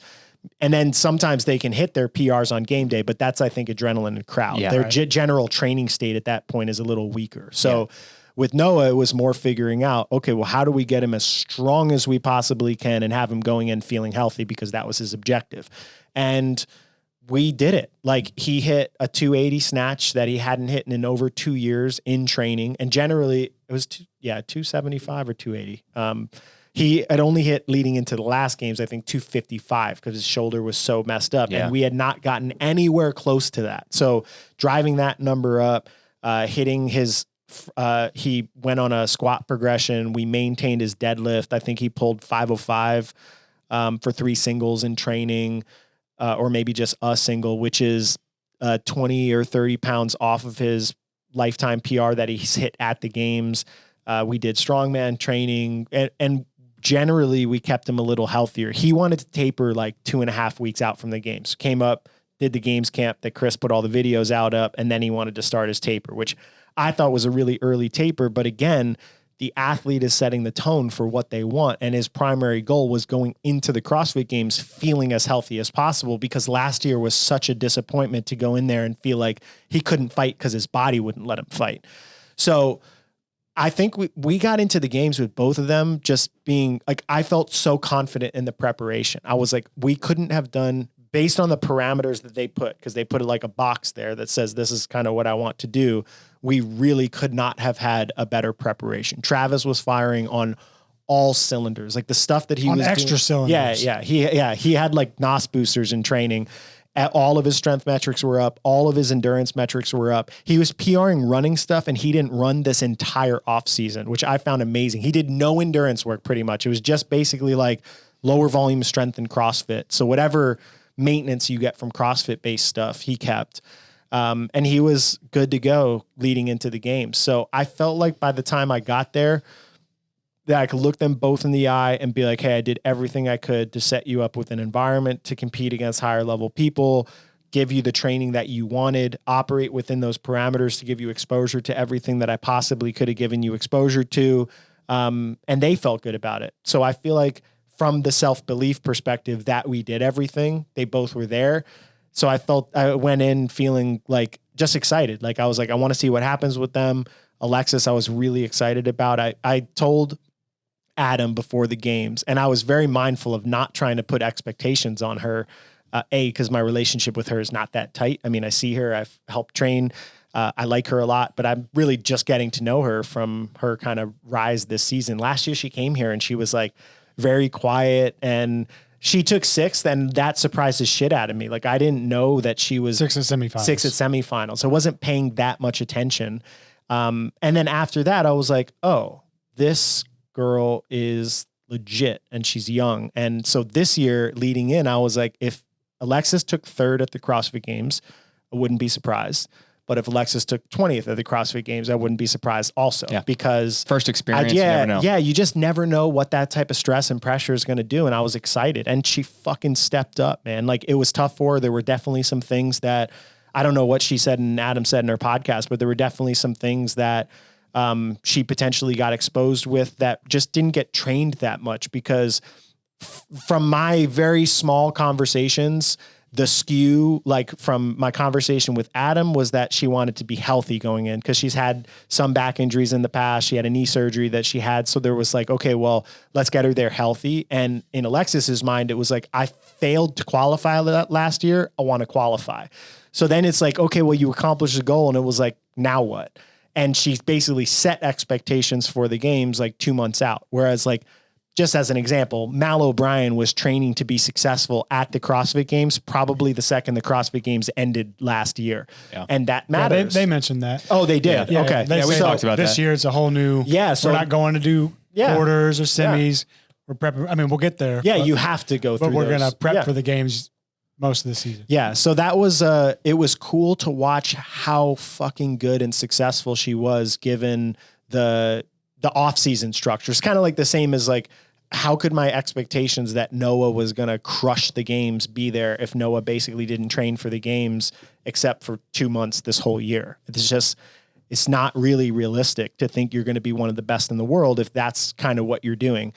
12th, I guess, is still one of the best in the world. Yeah, but again, it's relative to his relative to his expectation of what he can accomplish. Yeah, sport is funny in that you can check all the boxes and be fully prepared and still not get to the place that you want. Yeah. That's just the nature of the game. Yeah. And people are good. That I walked away from the games being like, everyone here, 40th place or whatever, 38th, because some people pulled out, are amazing. Like if they were in your gym working out, everyone there would be like, oh my God, you can do so much training, so much volume. You can move fast. You can move heavy weights. You can do cyclical well. And you watch somebody take last place in the CrossFit Games workout. And if you took like a low level semifinals athlete and put them into the field, they would be like lapping those people. Right. And it just made me realize the sport has evolved to a really cool place where now there's starting to become a little bit more depth. There's still like those people that are, a little bit head and heels above that happen every year. Like it could just be like, I think there's a psychological aspect to it. Cause I've been in it with Noah. When you're in the driver's seat and you're doing well, it's almost like success begets more success. Cause you're like, there's some confidence there that makes it easier. Yeah. It has become more deep over the last couple of years. I think there's still a pretty big gap from the best males and females, especially on the female side. There's just a big gap. But you're noticing that that's closing quite a bit. Yeah. It's not just someone running away or 5 guys running away with it. You saw a little bit of that. The top 3 guys really were competitive and kind of separated themselves, but still like on any given workout, the 35th guy could potentially win because they're all so good now, which is just, I think it's great for the sport. And that's something that like, for me, when I'm thinking about growing the sport, you want 40 guys and 40 girls and 30 teams all competing for that spot. So it's not just one runaway. I know some people want to cheer for the winner, but it's like, man, it's so much more fun when Roman and Ricky are fighting for that winning spot against Medeiros. Yeah, I agree. I think dominance is cool in evaluation. You're like, oh my God, they're so good. But sometimes dominance can be boring because you're like, okay, well, you got a 200-point lead. We're on Friday in the CrossFit Games and we know who won. Like they literally just have to finish the workouts. We saw that with Frazier quite a few times. Yeah, for sure. And it takes the enthusiasm out of it. I feel like 2019 was one of the best fan years because Noah was wearing the leader jersey going into Sunday. Like there was a storyline. Normally there's not. Like with Tia, the storyline was like, is she going to retire? But like whether she wins or not was already written. She already had a 100-point lead. She already climbed back from the, so I still think that's just so impressive. I mean, she's incredible. She's amazing. Everyone does these little posts now, like Morning Chalk Up talking about, is she the best? Like clearly there's no, like in my view, there's no argument there. She is clearly the best CrossFitter of all time. I'm going to go against the thoughtfulness track of this discussion and ask if you guys saw the Hiller video. I think of him saying that he thought she was on steroids. I saw it. Yeah. You did see it? I haven't you seen don't it, watch them? No, that was a wild take. I texted him. I was like, bro, the whole time I was watching it, I was waiting for a, just kidding at the end. Cause I was like, man, this man's firing some shots. I know. I just was amazed that he put it out. I'm not going to weigh in on it. I thought that it was interesting. Yeah. I mean, even if she was or wasn't, it doesn't matter. She's still the best. I mean, she's so, it's like, well, it does matter. Well, but here's the point though. Like you're talking about Lance Armstrong, like Lance was still the best rider. It's just that he even performed at a higher level, right? Like, but he probably wouldn't have been the best if he wasn't taking that stuff. But the top 25 guys all were taking, so he still was the best out of all the guys in the level playing field. Yeah, but I'm not saying that's the level play. Yeah, I don't think that's in CrossFit right now. I'm not going to get on Brannen's bandwagon. Yeah, no. It would just... Anyway, it wouldn't surprise me if anybody that's been dominant at anything tested for doing something illegal. I mean, like when you see like, oh, this person's such an outlier. It's like, okay, well, are they such an outlier because of something? Yeah. It is hard to reconcile that. Like how all these people are training really hard. Most training programs now are thoughtful enough that people are going to get better. Yeah. How is it that someone's so much better? But then if you watch Tia move, if you watch the way she attacks it, it's understandable, at least in my view. Like she's mentally strong. She's on no, steroids. I do not. I do not. And even if I did, I wouldn't say that out loud. Like I just think that's so like dragging people through. What the fuck? You said nothing. No, I'm saying dragging people through the mud. What's the point? My stance is I think she's the best CrossFitter of all time. She's better than Fraser. She's better than Rich. Ooh. She's better than any of the females. And I think she'll be that way for long. No one's going to be as dominant as she has been over the last 5 years or 6 years, whatever it's been. Anyways, I'm sorry to have taken that. Danny got more followers than her. Yeah. Danny does? Yeah, well, Danny got more. Oh, right? got more. Oh, yeah. Well, good. Congratulations. She's not all the way dominant. Yeah, that's true. Not in every facet. So you finished the games this year, and it's funny. You talked about this a little bit with Sara and how there were some disappointments and maybe her expectations were different. So were Noah and Travis. I've only texted Noah, so I don't really know what his thoughts are. But Travis and I, we live close to each other. We've played golf a couple times, and I am so much less hard on him as I always would be, right? You're the hardest person on yourself, and Travis is definitely his strongest critic. So he tells me, he's like, I'm so disappointed. I'm very frustrated with certain things. I didn't perform the way that I wanted to, and maybe I'm putting him out, and I'm sure he'll say this when he comes on the podcast too. But I'm thinking in my head, I'm like, this guy has 4 kids. He's got a full-time job. He's running this business, a wife to take care of. He finished 18th at the CrossFit Games, beating 22 other guys in the field. And he got there, which is just like, it's such a huge task. Yeah. And so I'm thinking, maybe you should take a step. And I told him this, I was like, shouldn't you just be thankful that you've done this now 9 times or 8 times, however many times it's been. Like, that's an incredible accomplishment. But for the athlete, I think that's a much harder thing to reconcile. Yeah, I think that those perspective things come after, like, once he retires. Years after. Not just once he retires. I mean, like, years after. Yeah. This is a very, very, very different thing because I'm going to talk about high school wrestling. But I just went home and I went to one of my friends' weddings, and I went and I saw 2 of the people that were very influential in my high school wrestling career. And it was weird to have that perspective of like, oh, this was 18 years ago. And listen to how they talked about me back then and what I was capable of doing and all of this stuff. And to walk away thinking how proud I was of what I was able to do versus for years I thought only about the negative. Like, I didn't try hard. I wasted my talent. I didn't do this because of insecurity. I didn't take the risks that I should have taken. In the process of becoming a coach of world-class athletes, I realized what it took to be a world-class athletes and what some of the people that potentially were better than me in those earlier days were doing that I wasn't doing.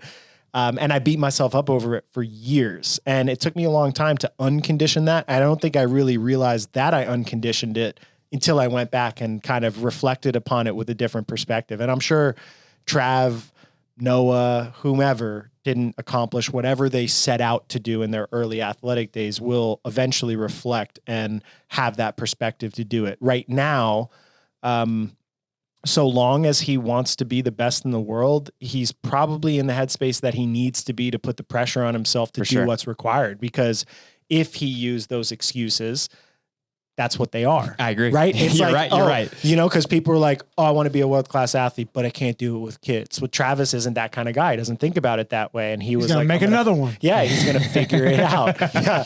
I need a 5th. I'll be the winner. That's going to be the next, the way to get stronger. So I'm with you. I talked to him about it the same way, and I told him it's his burden to carry the pain of losing because I'm proud of him. I thought that he did well. I know 100% with 100% certainty, and anybody who's at the highest level who's ever trained with him on a regular basis, I can say with 100% certainty that if that person in the comfort of our environment with our music and, you know, not the stress and chaos of an in-person competition, but if that could just be transported and put into the CrossFit Games, I'm 100% sure that it's a better than an 18th place finish. I don't know what place it is, but I know it's not 18th.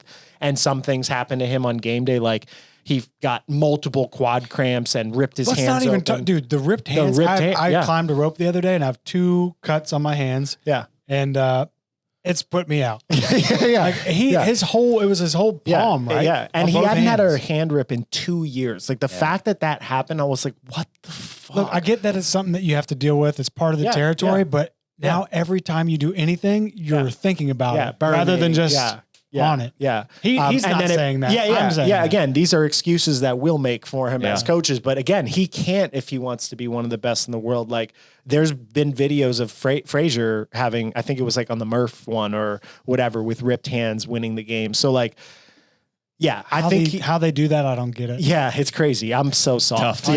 Wash my hands. So looking at it from an objective perspective, based on where Travis has finished in all of his CrossFit Games, I'd say that he met expectations. Like Brian Friend put a thing out that said he would finish 20th or around 20th, and Travis was like pissed off about it and trying to use it as fuel, but he ended up finishing pretty close to that, which means if you're looking at past history and data and what he's done, that's like where he is. I think Travis had convinced all of us here that it was going to be different this year. And I think he convinced himself, and that process of being disappointed it's just hard to go through, man. Yeah. It's a story in athletics that people don't talk about, which I find so stupid. Like where we put up, and all of us humans, we want to know the story of the biggest outlier, and we want that outlier to be the biggest outlier, probably so we can tear them down, because that's what we do. But then we don't hear the stories that are going to be more similar to what our experiences are going to be like. Right. Like I randomly went up to New York. I went to this public golf course that was in my hometown that just got built, and it's a beautiful course. And I just randomly got paired with the guy who was a first-round draft. He's 40 years old. He was a first-round draft pick in the MLB and played for 8 years on a variety of teams, which I thought was just a pretty cool random coincidence. But we were talking, and like now he's working in investment banking, and I was like, I'm pretty straightforward when I'm talking to new people, and we kind of had a vibe, and he was involved with a CrossFit gym, so we had some stuff to talk about. And I was like, did you not make enough money from baseball that you like didn't have to work anymore? Like, do you have to work? And we started talking about that process, and he was just explaining what it was like and how his decision making. And I was like, it's so funny. Like this story's never fucking told. No one knows about, we know about the guy who got $500 million contract and never has to do anything, but we don't know about all of these other people that are in this space. And I feel like Trav is one of those that kind of has an interesting story and how he's navigated the world of competition, and that he's got kids. And I feel like a lot of these stories should be shared so that people know what they're going to deal with. And dealing with disappointment, I feel like, is one of the things that really a coach ultimately needs to be good at doing, because every athlete at some point goes into that. Even if they're the most dominant athlete in the world, there's going to be like almost a downfall from that, because you're used to life where you're walking around where you are the person. Like you walk into a space. I've seen it before. I've been in these environments where like somebody like Frazier or Froning, they become more normalized now, but there was a period of time where they'd walk into a space and people would be like, and just like deer eyes, like, oh my God, that's the person. I watched it happen in here. Like Frazier came after he retired to like do a workout with Noah, and I just you could like feel the energy and the attention get sucked to these people, but that ends. Like there's like maybe like a Michael Jordan type thing, but eventually there will be a new Matt Frazier, or like Tia Toomey retires and let's say Mal wins 3 in a row. Like Tia could walk in and people might not pay attention if Mal's over there, and that, I'm guessing, I don't know, I haven't been in that position, but I'm guessing that's a tough thing to deal with. And I feel like your environment, your team, the people you cultivate trust with are the people that walk you through that. And that process for athletes is tough. And Trav's, I think, still going through it. He'll probably go through it. He's going to go compete in Madrid, which maybe that's a Spoiler alert, but he's going to go compete in a couple weeks, and maybe that gives him a good experience and kind of gets out of it. So we'll see. That was the opposite of a spoiler alert. Yeah. Oh, wasn't? You spoiled before the alert. Yeah. I see. Yeah. Spoiled milk alert. Yeah. For sure. I'm the one that's making the excuses for those guys. Part of it's because I care about them and their friends, but also because I think I can objectively see that it's still like such an amazing accomplishment and people don't realize how challenging it is. And to that, kind of to that point, that they both have been there for so long and the story is still not fully told. Yeah. You know, both of them said that we'll see what happens, but they're going to do it again. And Noah's trying to go for 10 years. I mean, a decade at the CrossFit Games to do that for 10 straight years is just unbelievable in my mind. And there's no doubt that he'll, pursue that if that's what he wants. And same thing for Travis. It's 8 CrossFit Games. He's done, but he's done it for 11 years now, something like that. He made 13, 14, missed 15, 16, 17, missed 18, 19, missed 20, 21, 22, 7. Yeah. Well, he made the 2020 games, but he didn't make the 2020 in-person games, which cut it to 5. So he also CrossFit Games experience. Yeah, that's the jersey right there. Yeah, there we go. That's the 2020. Oh, they sent them to him. Yeah, they did. Oh, yeah. So dang old COVID, man. With all that being said, I mean, I think it's just like these are extremely impressive careers. To be able to do it for that long is something to be said about their will and their desire, and then also just like good coaching along the way that helps. I want to kind of take it to a more casual place as we finish up the podcast, and let's talk about some of your experiences at the game. Just some basic thoughts. I asked this to both Alexis and Adam, so I'm going to ask you your favorite workout at the CrossFit Games and your least favorite workout at the CrossFit Games. My favorite workout at the CrossFit Games, I think, was I'll give it a tie for the 2 heavy ones. The sandbag, I loved the test, but I didn't really like that it took 4 hours. It was so long. Oh my God. So that was just cool. It was cool to see strength tested that way. The way that it played out was really cool. There was actually a lot of suspense to see if somebody was going to fuck themselves up and fall with a bag on their face. A couple people almost fell. Dude, there was some sketchy things. But again, you're talking about the best athletes in the world at variety of things, figuring things out under pressure. I feel like there's a big incentive not to fall. What's funny is Alexis said that was her least favorite. She got screwed in that workout from my perspective. Yeah, she had to go before a lot of people behind her. We talked about that. Oh, she did talk about that? Yeah, I didn't like that.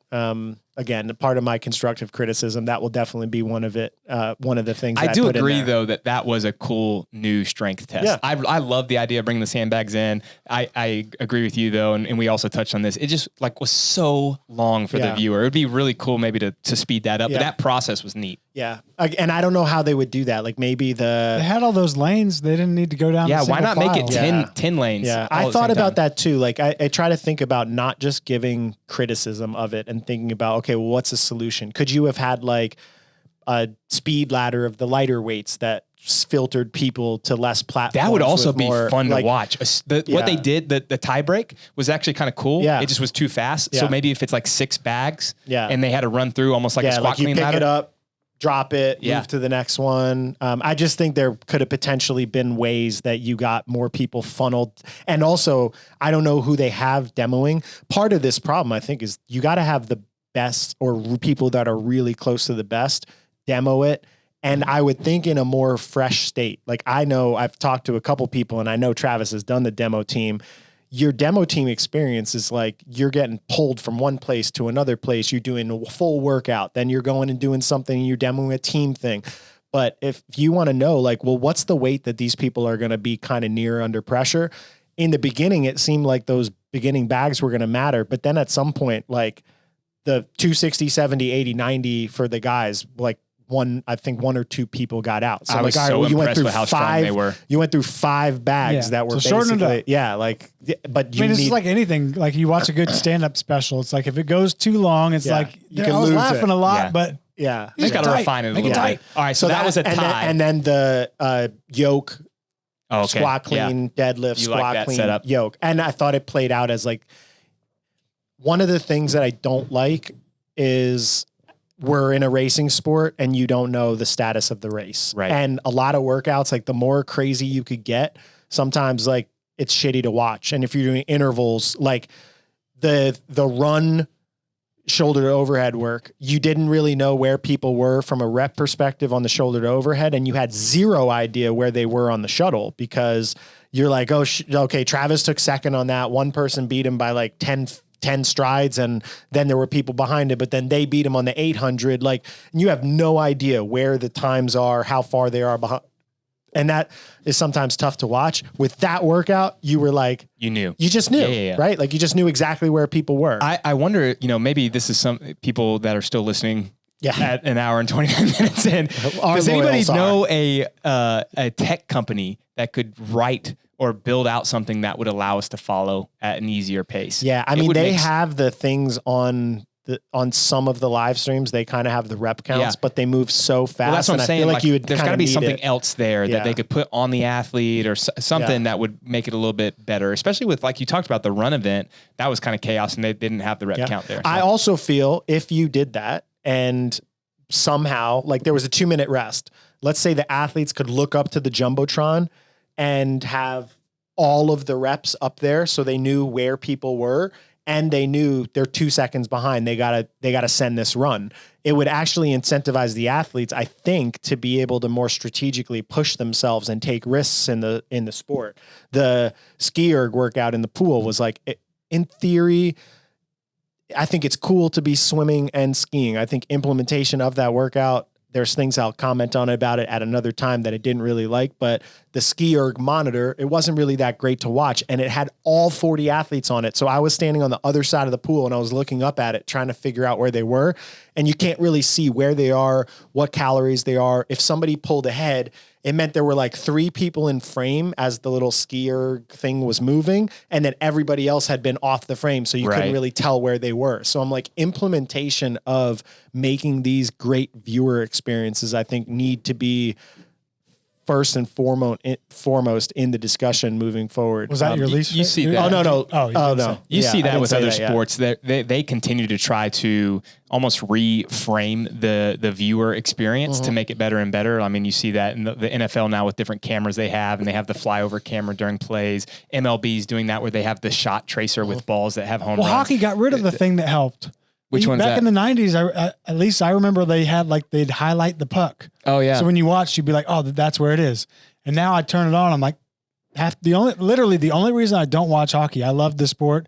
I would watch it like crazy, but I sit there half the time like, clearly it's that way because they're all going that way, but I don't see it. That actually would be nice to have a highlight there. They used to. But I mean, the point would be that other sports are trying to figure that out, and CrossFit will too. So what's your least favorite? The skill speed medley. Okay. I thought that was, so the movements in it. Which one was that? That's the one that had first round was pegboard, single under, pistol on one side, handstand walk.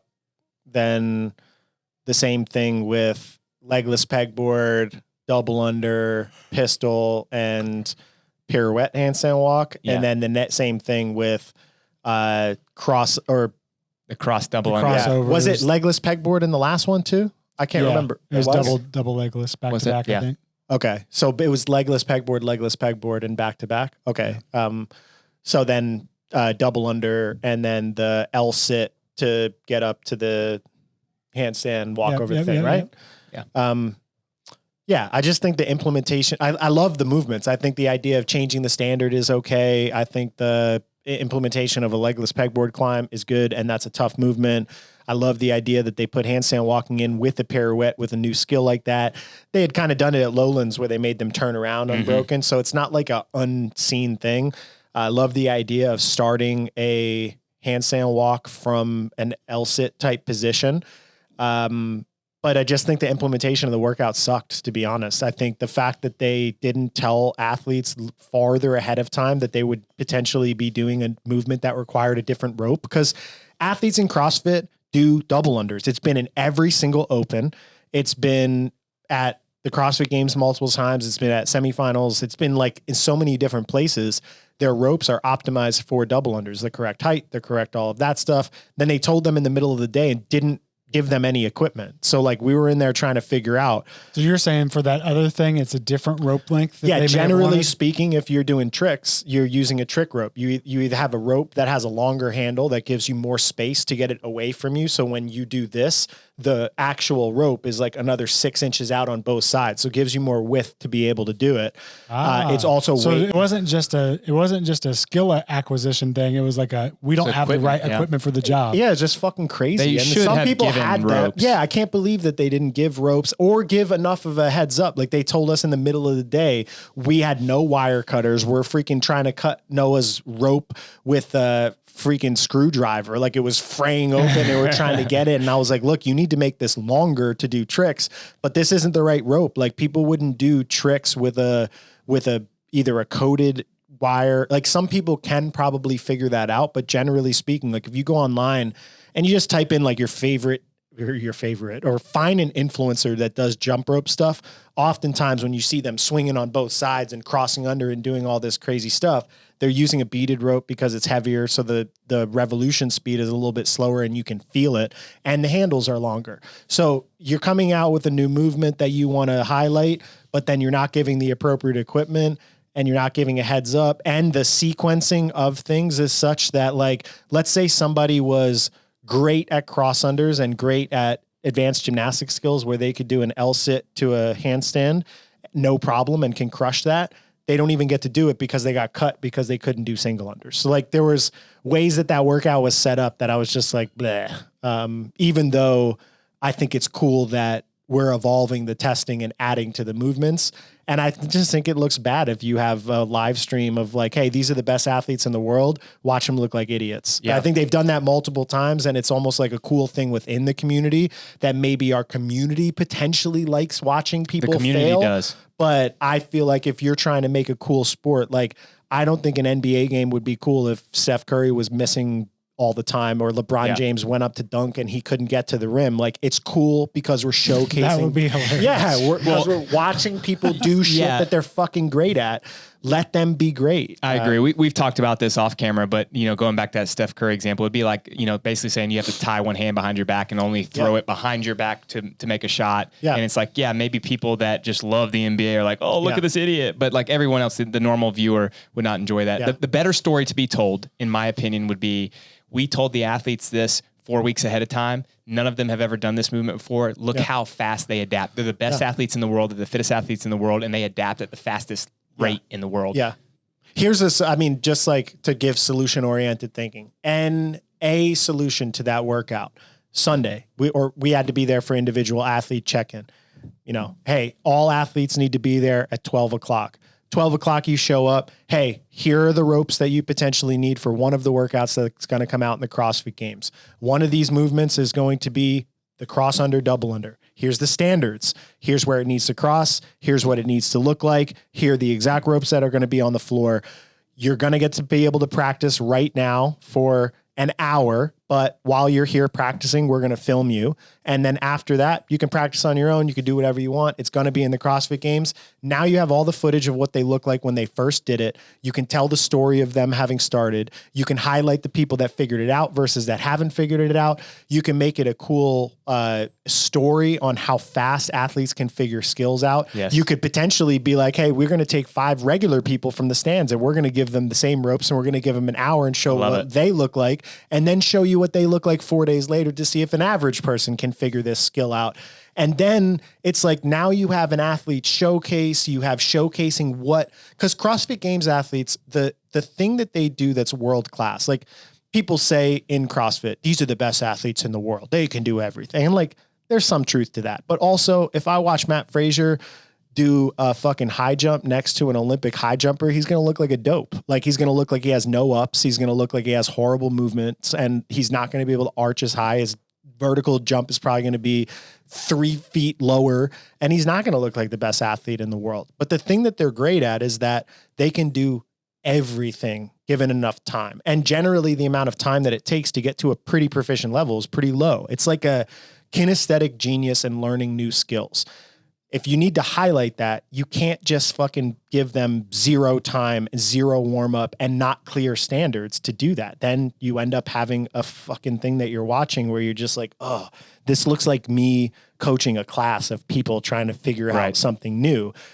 To me, that like these people's skills are so high, and if we could showcase that to the world in a way that they could understand, it makes it a more compelling story. And I think that needs to get fixed, and it needs to also be embedded in the sport so that it's a little bit more fair and equitable. Like there's, I don't want to only be hating, and I will provide more thoughtful criticism. Yeah, we can do a whole episode on yeah that kind of stuff. Yeah, but just as an example, there are videos on Instagram of people that are in the CrossFit Games competition or in the space doing cross under, double unders with the guidance of people that are involved in the jump rope industry a month out from the CrossFit Games. To me, that's just a little bit suspicious that you have this unknown and unknowable. Suspicious? Yeah, just a tad suspicious.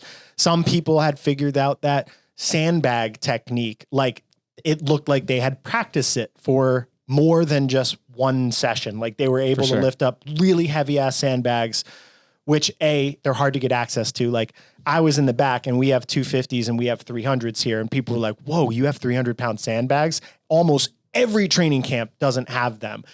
We don't ever shoulder them. I didn't even know that was a thing. Like until it came out, I was like, holy shit, I didn't know they shouldered heavy ass sandbags like that in strongman. So it's not like we had a competitive advantage necessarily, other than Travis and Noah had touched them. Alexis had never touched the heavy bags and never tried to shoulder them. So they're learning it on the fly. But if some people knew that this was coming out, or some people were involved with Rogue, and Rogue had this initiative to sell more sandbags, and then the Rogue athletes potentially knew that this was coming out and had access to sounds like a great tease for a future episode. Yeah. So anyways, I just feel like that has to be fixed if you're talking about creating a fair and equitable sport, and one that you can highlight people instead of just being like, oh, this is unknown and unknowable, unless you happen to know somebody that was in the testing body, or you happen to know somebody that's involved in one of the elite sponsors. Let's kill it. Yeah. Let's kill it. Yeah. Or the only fix would be to have them all. Yeah, I know. I get what you're saying. Yeah. My first thought was, I got to stop talking negative. And the second was, he's saying kill the unknown and unknowable. And I agree. I think it doesn't need to be fully killed, but I think there needs to be some, like the idea of us finding out a new movement right before they're about to do it, not having clear standards, not having judges know those standards, and having seen the world-class athletes doing it. Like you could easily do this, like the example, the solution-oriented thinking is like that first day, let's say there's 15 new movements that are coming out at the CrossFit Games. Tell them all, give all the standards, and leave the judges there so the athletes can do a couple of reps with the judges, where the judges can be like, nope, that wasn't good there. Nope, that wasn't good there. And just give them at least a little bit of an opportunity to know, like the freaking handstand push-up standard. God, they're trying to figure it out on the fly. Anyways. Yeah, let's ask the audience if you guys want to hear if you guys want to hear me rant, a full episode. We do a full one. Yeah. We have solutions to all that. We've written them all down. CrossFit HQ has solutions to everything. Well, I'm going to rewrite this sport. We have thoughts on what we would do, and I think it's the cool thing about all of that as you progress a sport is that you get thoughts from hundreds of different camps or hundreds of different people, and then you can organize those in something that's cohesive and makes sense to grow the sport. Also, so that's what we'll do. It's the first year that they've actually reached out and they want your feedback, right? Yeah. So, I mean, that was part of the process that I thought was pretty cool this year. And why the games was a little bit different is that I got a direct line. I had a call with Justin Berg and somebody that was involved with his assistant like the week before the games. And at that time I was like drowning and trying to get everybody ready as much as I could.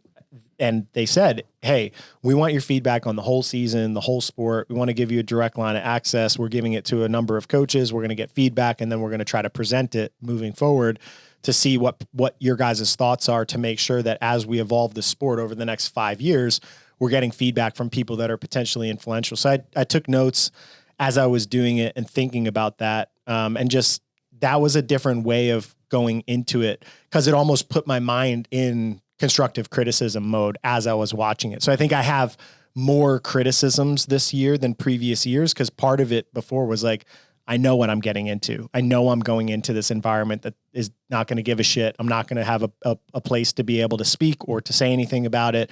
But now if they're like, all right, they're opening the dialogue, I want to have that. But I also feel like it's important. I have a bunch of thoughts. I asked for coaches' feedback. I need to kind of review the document and see what feedback I got from coaches and what people had thought. But my thought is like, we should open source this. Like it shouldn't, the coaches should be involved in this discussion, but who also should be is the fans. Like people are out there watching. So what I wanted to do was create something that I sent to them, which would probably just be written communication. And then maybe they'll ask me to get on a call. But I also wanted to try to articulate that publicly and put the ideas out there to validate or disprove them. Like, I know my ideas aren't going to be great, but maybe I say something or we say something and somebody out there has a different idea and they challenge it. They make me think about it more. So I would like to do that. I probably will be a little bit ranty. If people want to hear it, then comment below and then we'll plan that out in the next week or so. Max, as always, thank you for coming on, my friend. Chris, as always, thank you for being the biggest critic. Oh, man. There's a video. Perfect timing. We'll see you guys again soon. Bye.